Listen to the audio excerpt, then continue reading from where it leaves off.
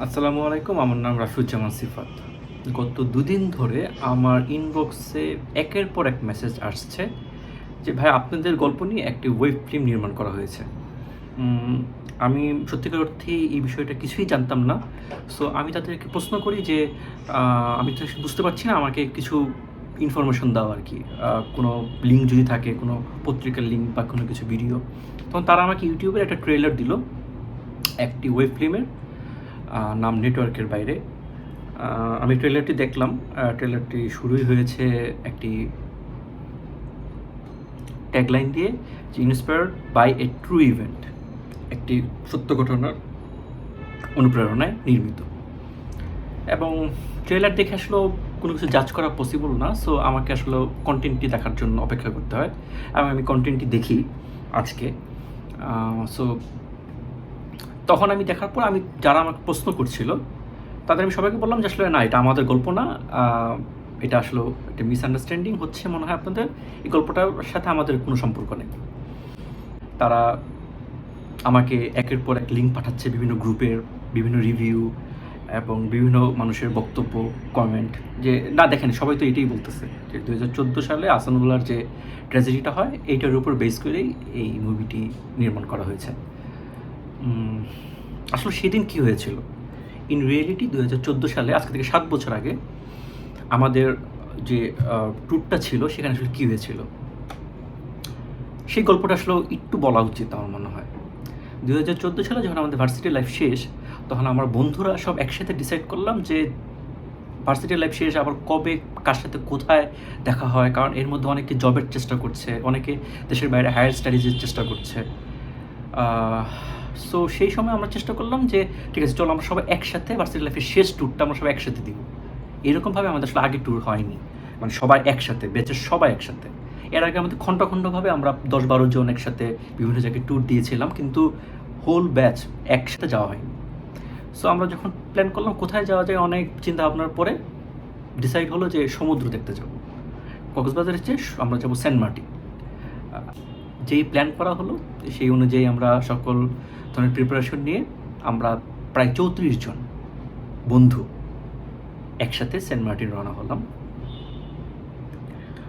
যাওয়ার পথে কেউ একজন বলল যে আসলে সেন্ট মার্টিন কিন্তু একটু সমুদ্রের অনেক ভিতরে, তো দ্বীপের মতো ওই জায়গায় 2014 সালের, সো নেটওয়ার্ক হয়তো প্রবলেম করতে পারে, আমরা কিন্তু নেটওয়ার্ক নাও পেতে পারি। সো বাসায় হয়তো অনেক টেনশন করবে, আমাদের এখনই একটু জানিয়ে রাখা ভালো যে যদি নেটওয়ার্ক না পাওয়া যায় তোমরা টেনশন করো না, আমরা সুস্থই আছি। সো আমরা সবাই যে যার বাসায় ফোন করে ব্যাপারটা জানাই দিলাম। হঠাৎ করে তখন সাব্বির বলল যে এর মানে আমরা নেটওয়ার্কের বাইরে চলে যাচ্ছি। ইয়েস, তাহলে এটি আজকে স্ট্যাটাস, এরকম একটা কথা বললো সে এবং সে স্ট্যাটাসটা দিল। এই নেটওয়ার্কের বাইরে এটা নিয়ে একটা বিজ্ঞাপন ছিল, সিটি সেলের একটা বিজ্ঞাপন ছিল অনেক আগের। হয়তো সেখান থেকেই সে এই আইডিয়াটা পায় এবং সেই যখন এটা দেয় তখন আরও কয়েকজন বলল হ্যাঁ হ্যাঁ খুব চমৎকার, তো হ্যাঁ আমরা চলে যাচ্ছি বন্ধু নেটওয়ার্কের বাইরে, একদম নেটওয়ার্কের বাইরে, এই টাইপের একটা স্ট্যাটাস সে দেয়। এবং খুব ফান মুডেই আসলে আমরা যে হ্যাঁ আমরা তো নেটওয়ার্কের বাইরে চলে যাচ্ছি। সো আমরা চিটাগাঙে নামি। চিটাগাঙে নামার পর আমরা চিটাগাঙে এক রাতে স্টে করি, কারণ আমরা এরপরের দিন আমাদের সকালবেলায় জাহাজের প্ল্যান করা, আমরা চিটাগাং থেকে সেন্ট মার্টিন যাবো আর কি।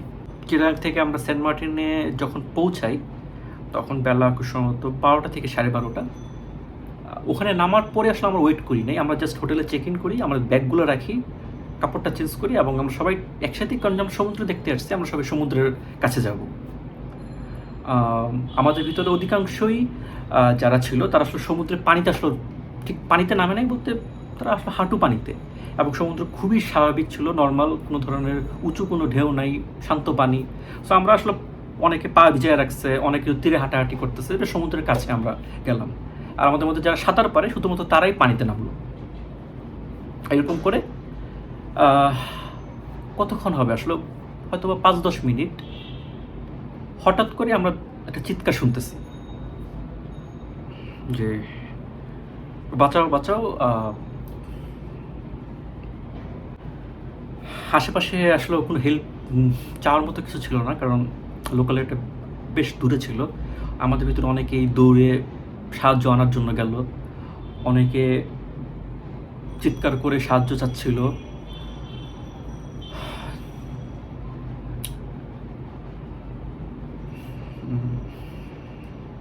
আসলে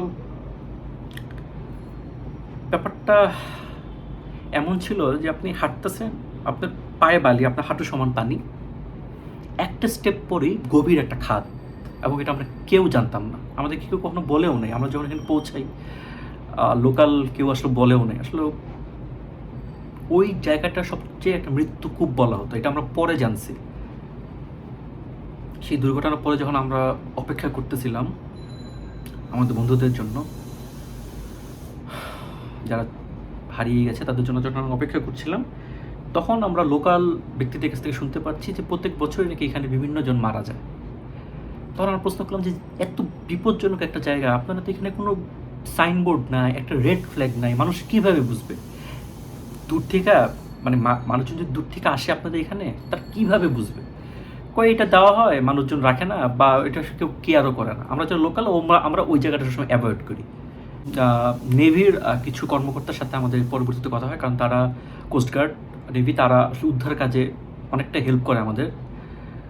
তখন তারা একজন আমাদেরকে জানিয়েছিল যে আমরা যে খাদের কথা বলছি, অর্থাৎ নর্মাল পানি, হাঁটু সমান পানি, বালি, এক স্টেপ পরেই হচ্ছে গভীর খাদ, মানে প্রায় 100 মিটার খানিক একটা গভীর একটা খাদ, এবং এটা আপনি বোঝার কোনো উপায় নেই। পানি নিচে আপনি বুঝতে পারবেন না, আপনার সামনে খাদ, তো জানেনও না আপনার। এবং সেখানে একটা রিপ কারেন্টের একটা সিচুয়েশন তৈরি হয়, এবং রিপ কারেন্ট ব্যাপারটা এত ভয়ঙ্কর, এই ব্যাপারটা সম্পর্কে আমাদের অনেকেরই কোনো আইডিয়াই ছিল না, আমরা অনেকেই হয়তো বা জানি না।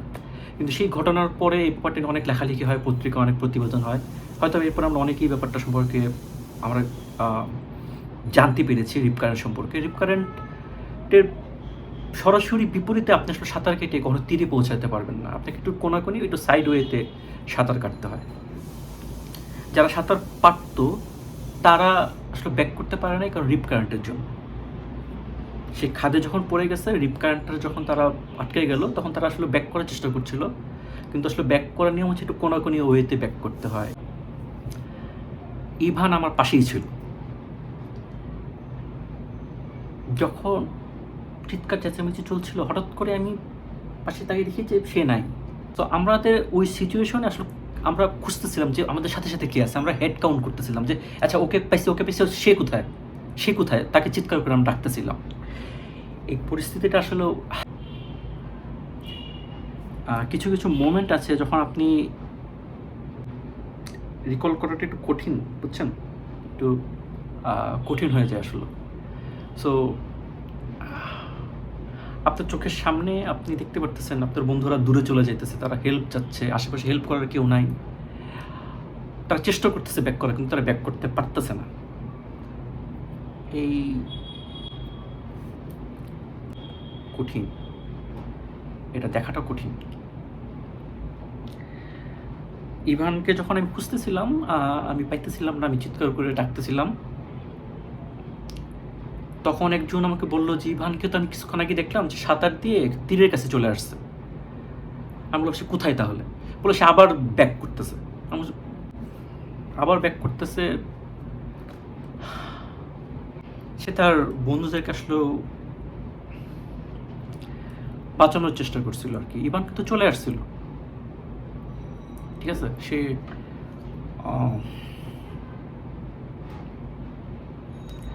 সে পানিতে পড়ে যায় এবং সে ব্যাক করে আবার সে যায়, কারণ সে ভাবছিল সে হয়তো বা বাঁচাতে পারবে, কিন্তু রিপ কারেন্টের বিপরীতে সে সেকেন্ডবার আর সেই শক্তিটা তার ছিল না।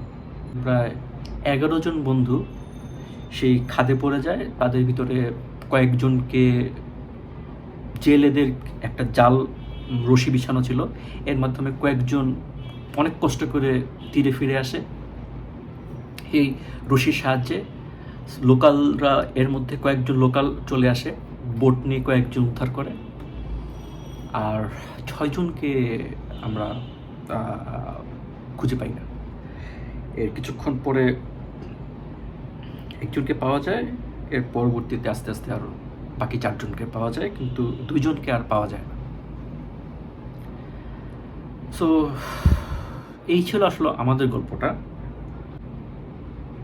আমাদের যে পরিবারগুলো ছিল, যে 6টা পরিবার, আমাদের কাছে হয়তো শুধু একটা কন্টেন্ট, এটা একটা ওয়েব ফিল্ম, কিন্তু ওই পরিবারগুলোর কাছে এটা কিন্তু ফিল্ম না ভাই, তাদের ছেলেদের জীবন এটা। আপনি হয়তো বলতে পারেন যে না এটা তো ওদের গল্প না, আমিও বলতেছি এটা ওদের গল্প না, গল্পটা ওদের না। আপনারা যে গল্পের ভিতরে দেখাইছেন গল্পটা আসলে এমন না, কিন্তু আপনারা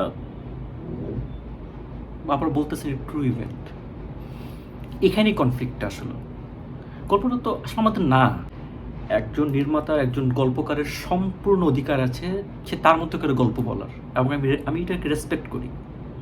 অবশ্যই আপনি আপনার গল্প বলতে পারেন, কিন্তু আপনার প্রয়োজন ছিল না যে এখানে একটা ট্রু ইভেন্ট বলে এটাকে মার্কেটিং করা, এটাকে একটা হাইপ তোলা এবং সেই কন্ট্রোভার্সি ক্রিয়েট করে আপনার পপুলার করা। এটা আপনার গল্পটা সুন্দর, আপনার যে স্টোরি টেলিং, আপনার সিনেমাটোগ্রাফি, আপনার মিউজিক, কালার গ্রেডিং সব কিছুই কিন্তু দুর্দান্ত, আমার কাছে ভালো লাগছে।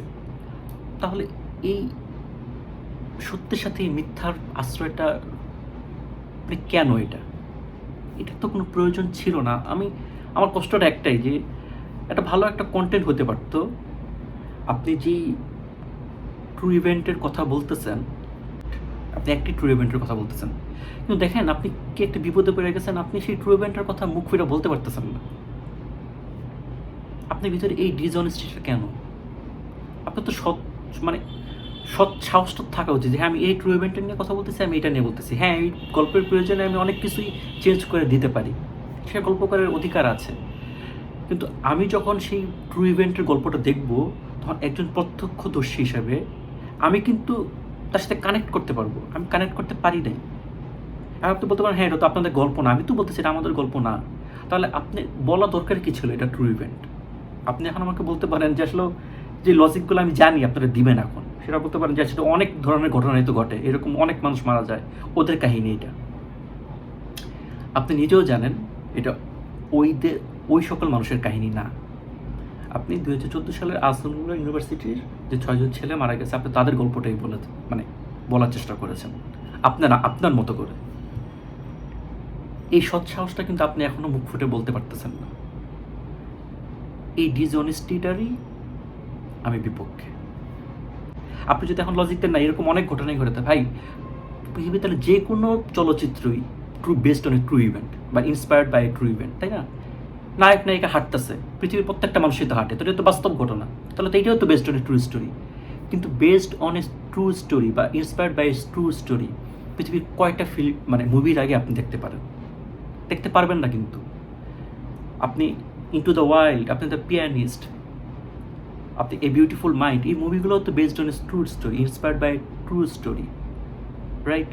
তারা কেন ট্রু স্টোরি লিখছে? কারণ তারা জানে যে আমি এই স্পেসিফিক এই ঘটনাটা নিয়ে আমি আমার মতো করে গল্প বলবো। ইটস টোটালি ওকে, আপনি বলতে পারেন, সাথে সেই রাইট আপনার আছে। আপনি চমৎকার একটা গল্পকে আপনি আপনার মতো করে বলতে গিয়ে আপনি এই গল্পটাও বলতে পারতেছেন না, আপনি ওই গল্পটাও বলতে পারতেছেন না। আপনি একটা অসততার আশ্রয় নিলেন। এটা দরকার ছিল না, এটা কোনোই দরকার ছিল না। আপনি কি জানেন আপনি কি চমৎকার একটা গল্পের কি চমৎকার একটা গল্প আপনি মিস করছেন ভাই। আমি আপনাদের কিছু ইন্টারভিউ পড়লাম, সেটা আপনি বলছেন আপনারা বন্ধুদের গল্প বলতে চাইছেন, তাই না? আপনার বন্ধুদের গল্পটা আপনাদের মতো করে বলছেন যে এক বন্ধু আরেক বন্ধুর গার্লফ্রেন্ডকে খাইয়ে দিছে। সো এক বন্ধু আরেক বন্ধুর গার্লফ্রেন্ডকে যদি খাইয়ে দেয় তাহলে কিন্তু বন্ধুত্বটা কই আসলো? বন্ধুত্বটা একজন আরেকজনকে বাঁচাতে যায়। সো এই গল্পটা আপনি কোন বেসিসের উপর আপনি গল্পটা নিয়ে আসলেন? সেই কথাটা তো আপনার কি সৎ সাহস করে আপনি বলতে পারবেন না।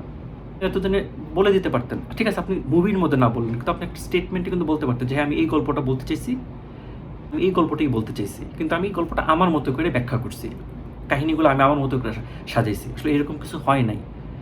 নারী বা মদ্যপান এইসব কোনো কিছু ছিলই না, এখানে তো সময়ই নেই। ব্যাগটা রাখার 1 ঘন্টার মধ্যেই আমরা পানিতে সবাই নামি। সো এখানে যে একটা মিস ইনফরমেশন ছড়াইলো, আপনার কাছে মনে হচ্ছে এটা তো কন্টেন্ট, আর ভাই এটা ব্যাপার না, এরকম কত কিছু হয়, অবশ্যই ব্যাপার না। কিন্তু সেই 6টা ফ্যামিলির কাছে এটা তো সন্তানদের জীবন, সেই 2টা মায়ের কাছে তাদের সন্তানদের অপেক্ষা। 2জন মা কিন্তু এখন অপেক্ষায় করে আছে, তাদের সন্তানদের লাশটা তারা কিন্তু খুঁজে পায়নি। আমি আপনাকে বললাম না, আপনি গল্পের ইউনিকনেসটাই ভাই ধরতে পারেননি। আপনারা এখানে প্রেম ভালোবাসা আনছেন, এক বন্ধু আরেক বন্ধুর গার্লফ্রেন্ডকে খাইয়ে দিছে এটা আনছেন, কিন্তু আপনি আপনি যদি এই গল্পটাই বলতে চাইতেন না, এত এই গল্পটা এত বন্ধুত্বের একটা গল্প না ভাই। একটা বন্ধু তার বন্ধুকে সাথে নিয়ে ঢাকা থেকে গেল, কিন্তু সে যখন ব্যাক করতেছে, সেন্ট মার্টিন থেকে যখন ফেরত আসতেছে, তখন তার পাশের সিটটাতে সেই বন্ধুটা নাই, একটা ব্যাগ আছে, বন্ধুর ব্যাগটা, কিন্তু বন্ধুটা নাই। কিন্তু সে গেছে কিন্তু বন্ধুকে নিয়ে, সেই সিটটা খালি, সিটে একটা ব্যাগ খালি। ভাই এখানে একটা ব্যাগের গল্প হইতে পারতো ভাই। সকল কিছুতেই আপনারা মানে এই লাগালাগি, প্রেম, ভালোবাসা, মানে আপনি তো বন্ধুত্বের গল্প বলতে চেয়েছেন না, আপনি আমাদের কাছে আসতেন ভাই, আপনি রিয়েল কাহিনীটাই তো বলতে চেয়েছেন। আপনি তো বলেই দিয়েছেন ইন্সপায়ার্ড বাই ট্রু ইভেন্ট। আপনি তো আমাদের গল্পগুলোই তো আপনি মডিফাই করলেন, আপনি আপনার মতো করে কাঠামোটা দাঁড় করে আপনি আপনার মতো করে মডিফাই করলেন।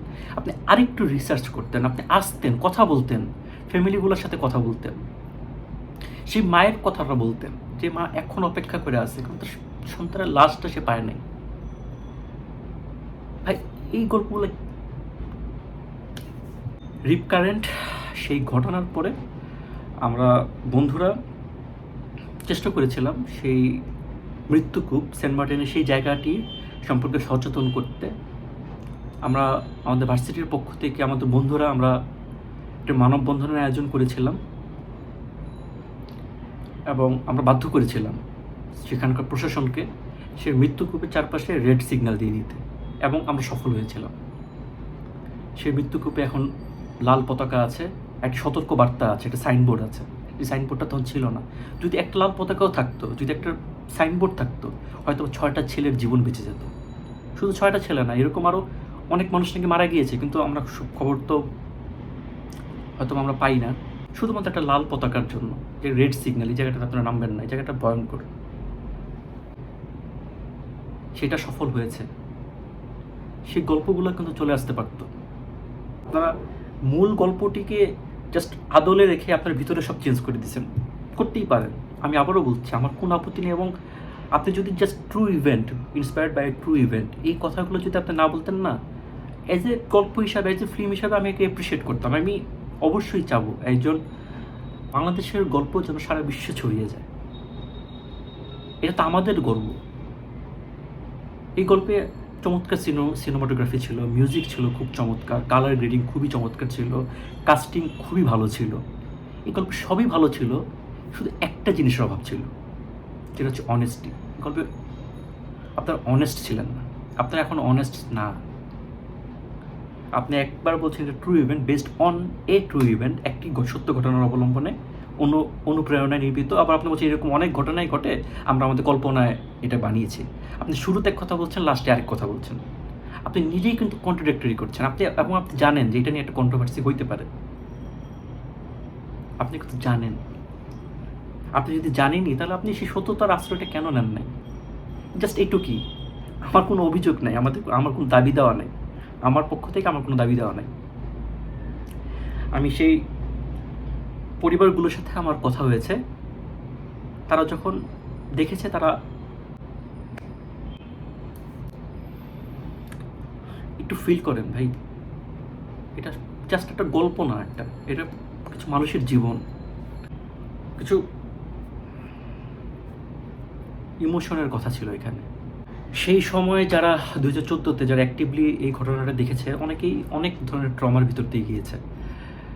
অনেকের সাথে আমার কথা হয়, তারা খুব সহজেই কিন্তু বুঝতেছে ভাই, কানেক্ট করতে পারছে। এবং তারা যে বুঝতেছে যে এটা এই ঘটনাটা, এটা কিন্তু আপনিও জানেন, আপনারাও জানেন যে হ্যাঁ, যারা সেই ঘটনাটা আসলে জানে, প্রত্যক্ষদর্শী ছিল, বা সেই ঘটনাটা যারা কন্টিনিউ যারা অবজার্ভ করেছে, কারণ সেটা ব্যাপক একটা আলোড়ন তৈরি হয়েছিল সারা বাংলাদেশে। পত্রিকাতে, টিভিতে আমাদের সাংবাদিক ভাইদের কাছে আমি কৃতজ্ঞ যে তারা এটা নিয়ে একটা কন্টিনিউয়াস একটা প্রতিবেদন করেছিল বলে কিন্তু রিপ কারেন্ট, এই সচেতনতা, পর্যটন কেন্দ্রের নিরাপত্তাগুলো নিয়ে মানুষ কিছুটা হলেও সেই সময় সচেতনতা তৈরি হয়েছিল। সো মানুষ কিন্তু ওই সময়কার যারা ছিল তারা কিন্তু খুব দ্রুতই কানেক্ট করতে পারবে ভাই। আপনি জানেন দেখে কিন্তু আপনি কাজটা করছেন। আপনি ট্রু ইভেন্ট বলে মার্কেটিং করলেন, আপনি একটা হাইপ তুললেন, আপনি একটা কন্ট্রোভার্সি জায়গা তৈরি করে রাখলেন যেন এটা নিয়ে কথা হয়, আমার আরও 100 বা 200 বা 1000 সাবস্ক্রাইবার বাড়বে। 7 বছর যাবত একটা মায়ের গল্প ছিল ভাই, একটা শূন্য সিটের গল্প ছিল। এখানে একজন ছেলের কথা ছিল যে ব্যাক করে চলে আসছে, আবার সে ফেরত গেছে। ঢাকায় অপেক্ষারত অনেকগুলো মানুষের গল্প ছিল, যারা একটা ট্রমার মধ্যে দিয়ে এখনো যাচ্ছিল। আমি এমন অনেক মানুষকে সাথে আমার কথা হয়েছে সেই ঘটনার পরে, অনেক মানুষের সাথে, যাদের সাথে আমার কোনো ধরনের কোনো সম্পর্ক নেই, কিন্তু তারা আমাদের এই ঘটনাটার সাথে এতভাবে কানেক্টেড ছিল। তারা, সেই মানুষগুলোর ইমোশনটা, এটা একটা হিউম্যানিটির ব্যাপার আসলে, এটা একটা অনেস্টির বিষয় ছিল। আমি তো বললাম এটা একটা গুড কন্টেন্ট, নেটওয়ার্কের বাইরে একটা গুড কন্টেন্ট। এই গল্পে সবই ছিল, জাস্ট সততা ছিল না, এইটুকু। সবাই ভালো থাকবেন, নিরাপদে থাকবেন। যে কোনো কোথাও ঘুরতে যাওয়ার আগে আশপাশটা একটু লোকালদের সাথে একটু কথা বলে নেবেন যে কোন জায়গাটা আসলে কেমন। যার হারায় শুধু সেই বুঝে হারানোর কষ্টটা। আমরা হারাতে চাই না তো, আমরা কিছু স্মৃতি নিয়ে বেঁচে আছি, আমরা কিছু বন্ধুত্বের গল্প নিয়ে বেঁচে আছি, যে গল্পটি সত্য, যে গল্পে সত্যের সাথে মিথ্যার কোনো আশ্রয় নেই।